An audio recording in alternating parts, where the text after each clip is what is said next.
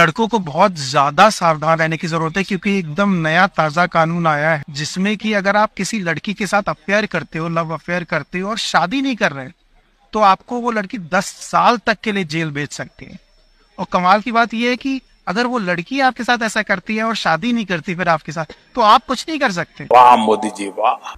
सुन लिया आपने, आज का ये वीडियो बहुत अहम है और आज का ये वीडियो खास करके मैं नौजवानों के लिए बना रहा हूं। एक बड़ा मशहूर शेर है जो आप लोगों ने सुना ही होगा कि इश्क करने वालों को दुआ क्यों नहीं मिलती, दिल तोड़ने वालों को सजा क्यों नहीं मिलती। लोग कहते हैं कि इश्क एक बीमारी है, तो फिर इस बीमारी की दवा क्यों नहीं मिलती। तो मेरे नौजवान साथियों, अब दवा आ गई है। दवा नहीं बल्कि ऑपरेशन आ गया है बेवफा आशिकों का। 10 साल उन्हें जेल में एडमिट किया जाएगा और उनका अच्छे से इलाज किया जाएगा ताकि इश्क का भूत उनका उतर जाए और बेवफाई का भूत उतर जाए। आपको पता होगा कि एक नया कानून आया है 69A जिसे कहा जा रहा है। इस कानून के मुताबिक अगर कोई आशिक अपनी माशूका को, कोई महबूब अपनी महबूबा को, यानी कोई लड़का किसी लड़की को, कोई मर्द किसी औरत को शादी का झांसा देता है, शादी का वादा करता है, फिर उसके साथ जिस्मानी ताल्लुक बनाता है, उस लड़की का, उस औरत का यूज करता है और फिर जब उसका जी भर जाता है तो फिर वो शादी से मुकर जाता है, उससे शादी नहीं करता, उसको धोखा दे देता है, तो वो लड़की अगर कंप्लेन कर देती है तो उस लड़के को, उस मर्द को 10 साल की जेल हो सकती है। मेरे नौजवान साथियों, बहुत शान से आजकल लड़के डींगे मारते थे, अब भी मारते हैं कि मेरी 3 गर्लफ्रेंड, 2 गर्लफ्रेंड, 4 गर्लफ्रेंड, 6-7 के साथ तो मेरा ब्रेकअप हो गया। यानी ज्यादा गर्लफ्रेंड होना हमारे नौजवानों के यहां बड़े शान की बात हो सकती थी। वो उतना एटीट्यूड में रहता था कि मेरी तो इतनी गर्लफ्रेंड है, मेरे तो उसको ऐसा बोलता हूं, उसको वैसा बोलता हूं, उसको ऐसे हैंडल करता हूं, उसको वैसे हैंडल करता हूं। हाँ मेरे नौजवान भाइयों साथियों, बस हो गया, अब बस हो गया, अलर्ट हो जाओ। इस्लाम की बात तो आप सुनते नहीं हैं, अल्लाह रसूल की बात तो आप सुनते नहीं हैं। इस्लाम तो ये गर्लफ्रेंड बॉयफ्रेंड के कल्चर के बिल्कुल खिलाफ है, वो हराम है ये रिश्ता। इस्लाम तो यानी 1400 साल से मना कर रहा है इस चीज को, लेकिन हमारे नौजवानों के बात दिमाग में आती नहीं। और वैसे भी कानून बनाने वालों के भी दिमाग में पहले कहां ये बात आती थी कि ये गर्लफ्रेंड बॉयफ्रेंड वाला जो कल्चर है ये सरासर धोखा है, ये नाजायज ताल्लुकात है, ये हराम ताल्लुकात है, इससे नुकसान ही है समाज को और मुआशरे को। लेकिन इस्लाम ने उसको हराम कहा है ना, तो खुले दिल से कैसे कहेंगे कि नहीं ये गलत है। तो चल रहा था अब तक, लेकिन अब लोगों के समझ में आ गया है, कानून बनाने वालों की भी समझ में आ गया है कि ये जो कल्चर है गर्लफ्रेंड बॉयफ्रेंड का, तो ये एक खतरनाक कल्चर है और इसमें यानी लड़कियों का ज्यादा इस्तेमाल होता है, लड़कियां ज्यादा इसमें तबाह और बर्बाद हो रही है, उनकी जिंदगियां बर्बाद हो रही है, खानदान बर्बाद हो रहे हैं।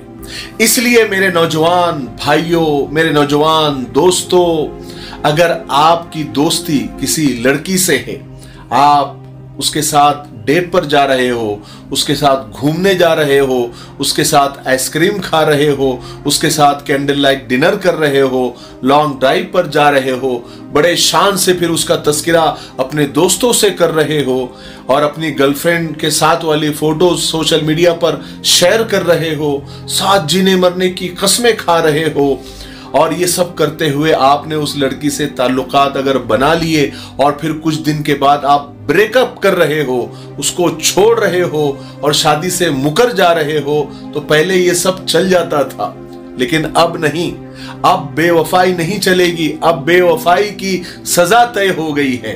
अगर कोई लड़की आपके खिलाफ पुलिस स्टेशन जाकर FIR दर्ज करा देती है तो पुलिस आपके घर रिश्ता लेकर आएगी और फिर आपको ससुराल लेकर जाएगी, यानी जेल में। चलो मान लो आपने शादी का वादा नहीं किया था, प्रूफ कैसे करोगे? चलो आपने जिस्मानी ताल्लुकात नहीं बनाए थे, आपने जिना नहीं किया था, प्रूफ कैसे करोगे? प्रूफ करने में आपको पता है पुलिस स्टेशन के चक्कर शुरू हो जाएंगे, कचहरी और कोर्ट के चक्कर शुरू हो जाएंगे। लड़की की कंप्लेंट आ गई, पुलिस ने रजिस्टर कर लिया और आपको कोर्ट वो भेज देंगे, जाइए वहां पर लड़िए, वहां पर अपने आप को बेगुनाह साबित कीजिए। उसके लिए आपको साल भी लग सकता है, 2 साल भी लग सकता है, पता नहीं कितने साल कोर्ट और कचहरी के आपको मालूम है डेट पर तारीख पर तारीख, तारीख पर तारीख, यही सब चलता रहेगा।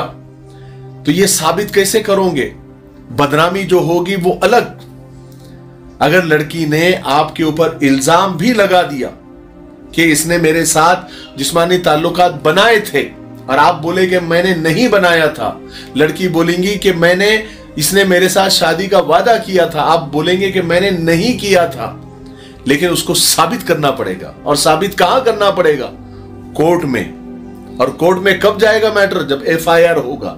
लेकिन ये एफआईआर और फिर पुलिस अरेस्ट, फिर उसके बाद में पुलिस रिमांड, फिर उसके बाद में फिर जेल एंट्री, फिर उसके बाद में कोर्ट कचहरी में फिर वो हेयरिंग, ये सब चलता रहेगा।